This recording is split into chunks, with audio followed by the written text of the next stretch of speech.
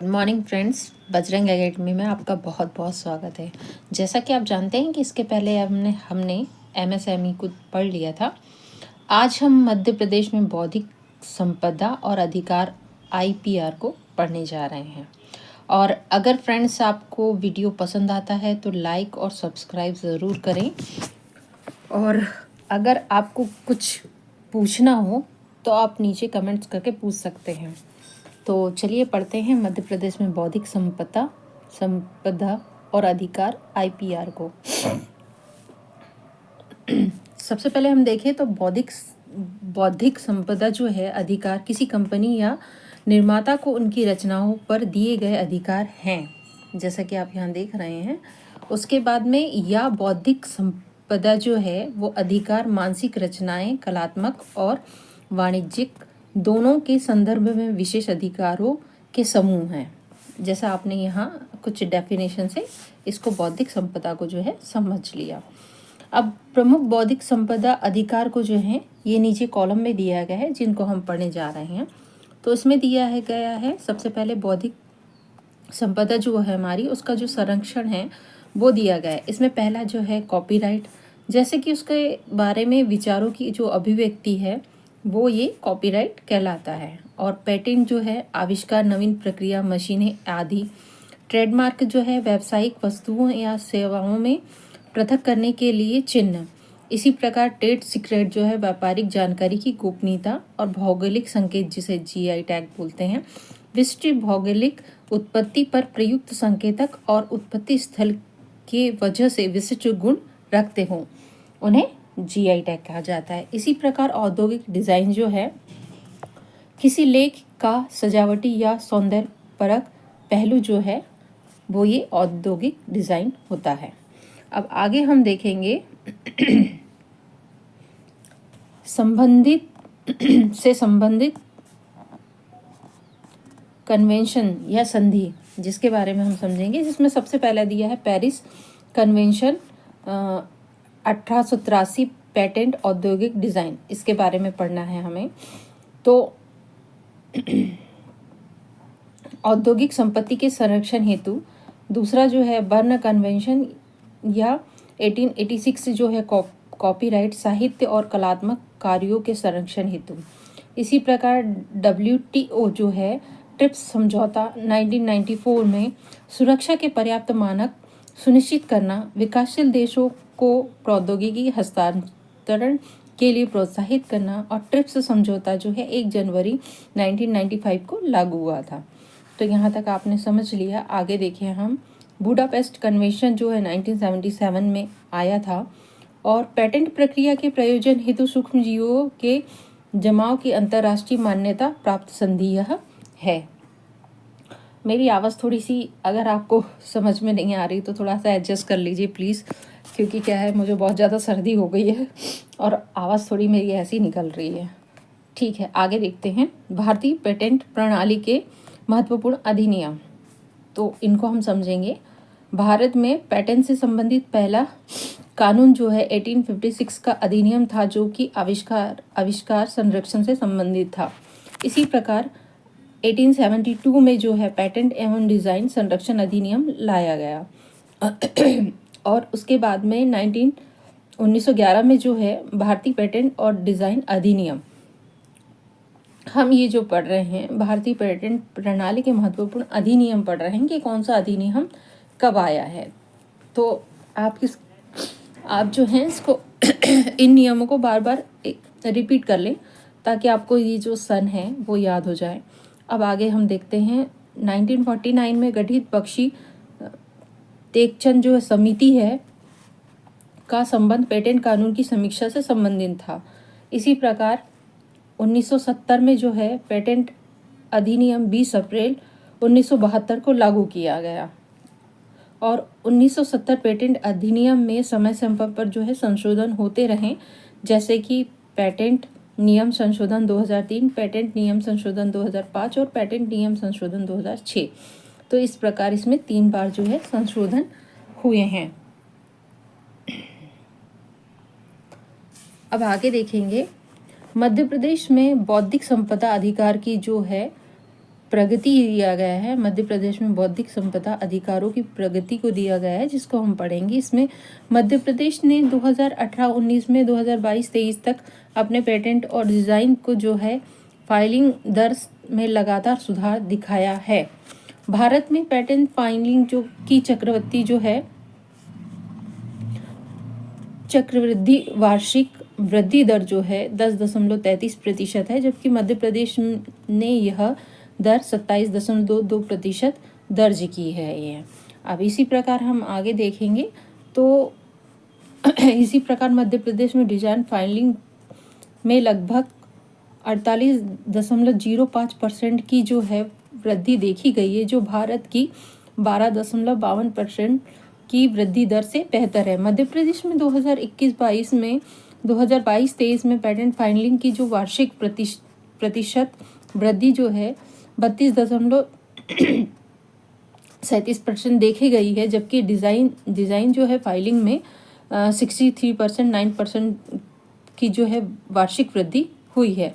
इसी प्रकार जो है वर्ष 2022-23 में मध्य प्रदेश को अपने उत्पाद के 09 GI टैग मतलब 9 GI टैग जो है मिले हैं जो इस प्रकार है। ग्वालियर के कालीन, उज्जैन के जो है बाटिक प्रिंट और जबलपुर के जो है पाषाण शिल्प, बालाघाट की वारासिवनी साड़ी, रीवा के जो है सुंदरजा आम, डिंडोरी के जो है गोंड पेंटिंग, मुरैना की गजक और सीहोर की जो है सरबती गेहूं और डिंडोरी के जो है लौह शिल्प। तो 2022-23 में जो 9 GI टैग मिले हैं वो यहाँ दिए गए हैं। कौन कौन से? ग्वालियर की कालीन को मिला गया है, उज्जैन के बाटिक प्रिंट को, जबलपुर के पाषाण शिल्प को, बालाघाट की वारासिवनी साड़ी को और रीवा के सुंदरजा आम, डिंडोरी की गोंड पेंटिंग, मुरैना की गजक और सीहोर की सरबती गेहूं और डिंडोरी के लौह अयस्क को जो है मिला है। अब आगे हम देखेंगे मध्य प्रदेश द्वारा फाइल किए गए जो है हमारे IPR की संख्या आंकड़ों में दी गई है, जो कुछ इस प्रकार है। और इसमें वित्तीय वर्ष दायर किए गए जो पैटेंट दिए, दायर किए गए डिज़ाइन जो है दी गई है मध्य प्रदेश और भारत दोनों की। किस आंकड़ों के अनुसार आप जैसे देख सकते हैं यहाँ पर 2019, 20, 21, 22 और 22-23 का जो है आंकड़ा भारत का और मध्य प्रदेश का दिया गया है। अब आगे देखें हम तो हमारा जो है MPCST द्वारा भारतीय पेटेंट कार्यालय भारत सरकार के आंकड़ों पर आधारित जो है यह है। बौद्धिक संपदा अधिकार जो है हमारा IPR से संबंधित महत्वपूर्ण जो है तथ्य कुछ दिए गए हैं नीचे, जिसमें विश्व बौद्धिक संपदा संगठन WIPO की स्थापना जो है 14 जुलाई 1967 को की गई थी, जिसका मुख्यालय जेनेवा स्विट्जरलैंड में स्थित है। बौद्धिक संपदा साक्षरता एवं जागरूकता अभियान के लिए कपिला कलाम जो है कार्यक्रम है। इस प्रकार विश्व बौद्धिक संपदा दिवस जो है 26 अप्रैल को मनाया जाता है। राष्ट्रीय बौद्धिक संपदा IPR अधिकार नीति 2016 है और राष्ट्रीय बौद्धिक संपदा जागरूकता मिशन जो है NIPAM जो है 8/12/2021 को जो है शुरू किया गया। और जो हमारा नोडल विभाग है औद्योगिक नीति एवं संवर्धन विभाग जो वाणिज्य मंत्रालय के अंतर्गत है। अब आगे हम देखेंगे मध्य प्रदेश के भौगोलिक जो है संकेत दिए गए हैं, जिनमें जो है GI टैग किसी उत्पादन की उत्पत्ति को पहचानने के लिए यह एक संकेत के रूप में दिया जाता है। वस्तु जो पंजीकरण एवं संरक्षण एक्ट जो है 1999 के अनुसार जारी किए जाते हैं और यह वाणिज्य और उद्योग मंत्रालय के द्वारा दिया जाता है। तो आगे अभी हमने पीछे पढ़ा कि किस किस को मिला था GI टैग। अब यहाँ GI टैग जो दिए गए हैं उनके सन भी दिए गए हैं और जिला भी दिया गया है। तो सबसे पहले हम पढ़ लेते हैं। सबसे पहले जो मिला था 2005 और 6 में चंदेरी साड़ी को मिला था और ये किस जिले में है? अशोकनगर में। और 2008-9 में जो है चमड़े के खिलौने जो कि इंदौर जिले का है। 2008-9 में ही बाघ प्रिंट को मिला था जो कि धार में है। और 2008-9 में ही बेल मेटल वेयर को मिला था जो कि दतिया और टीकमगढ़ से संबंधित है। तो 2008-9 में आपने कौन कौन से देखे? 3 देखे। एक तो 2008-9 में चमड़े के खिलौने देखे, बाघ प्रिंट देखा, और 8-9 में ही बेल मेटल पेयर देखा आपने। ठीक है फ्रेंड्स, अब देखते हैं 2012 और 13 में जो है महेश्वर साड़ी, जो कि खरगोन की है, खरगोन ज़िले से संबंधित है। और उसके बाद में जो 2014 और 15 में मिला है वो रतलामी सेव, जो कि रतलाम ज़िले से संबंधित है, इसे मिला है। और 2014-15 में ही एक और मिला है नागपुरी संतरा को, जो कि महाराष्ट्र और मध्य प्रदेश को संयुक्त रूप से छिंदवाड़ा और नागपुर को मिला है। मतलब महाराष्ट्र का जो ज़िला है नागपुर और मध्य प्रदेश का जो छिंदवाड़ा ज़िला है, इसको संयुक्त रूप से मिला है नागपुरी संतरे के लिए 2014-15 में। अब 2018-19 की अगर बात करें तो 2018-19 में हमारा कड़कनाथ मुर्गा जो है उसको मिला है, कि जो कि झाबुआ ज़िले से संबंधित है। 2021 में चिन्नौर चावल को मिला है, जो बालाघाट से संबंधित है, और यह कृषि में मिलने वाला पहला हमारा जो है जीआई टैग है। तो ये बहुत इम्पॉर्टेंट हो जाता है हमारा चिन्नौर चावल, जो कि बालाघाट ज़िले से संबंधित है। कब? 2021 में मिला है। और 2021-22 में देखें तो महोबा देशवारी पान जो है यह मध्य प्रदेश और उत्तर प्रदेश को संयुक्त रूप से मिला है। इसी प्रकार 2023 में जो है मुरैना की जो गजक है, जो कि जिला मुरैना से संबंधित है, इसे मिला है। और 2023 में ही हमारे और भी जीआई टैग मिले हैं, जिसे हम आगे पढ़ लेते हैं। तो हमारे 2023 में एक तो गजक को मिला है, मुरैना की है। 2023 में ही पत्थर शिल्प को मिला है, जो जबलपुर भेड़ाघाट का है। और 2023 में ही जो गोंडी चित्रकला है, जो कि डिंडोरी से संबंधित है। और 2023 में ही लौह शिल्प है, जो कि डिंडोरी से ही संबंधित है। मतलब डिंडोरी में हमारे दो हो गए 2023 में, एक तो गोंडी चित्रकला और लौह शिल्प।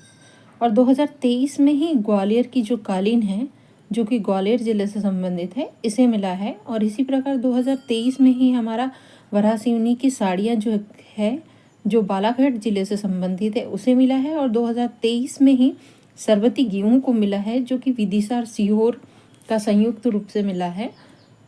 और 2023 में ही हमारा बाटिक प्रिंट जो है उज्जैन का, उसे मिला है। और 2023 में ही हमारा सुंदरजा आम रीवा है, उसे भी मिला है।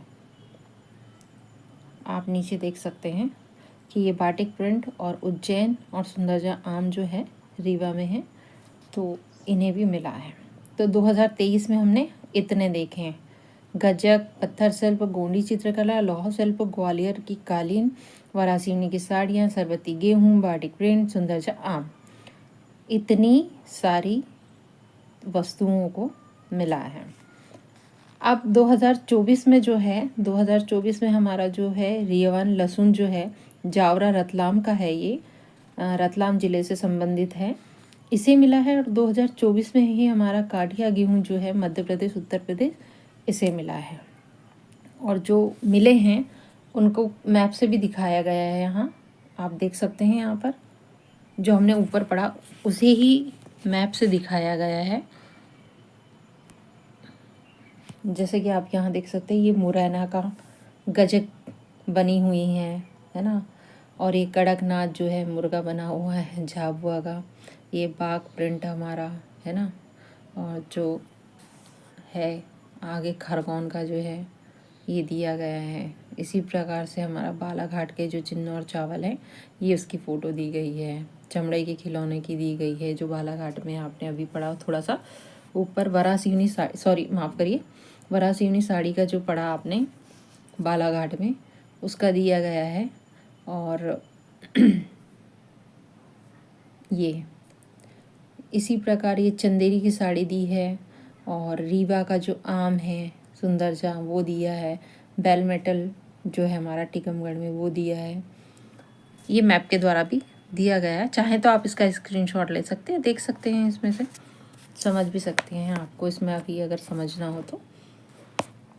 अब आगे हम देखते हैं, कुछ हमारे कंफ्यूजिंग पॉइंट दिए गए हैं। तो इसमें दिया गया है कि जो चमड़े के खिलौने हैं इंदौर और बाघ प्रिंट जो है धार को जीआई टैग 2008-9 में प्राप्त हुआ।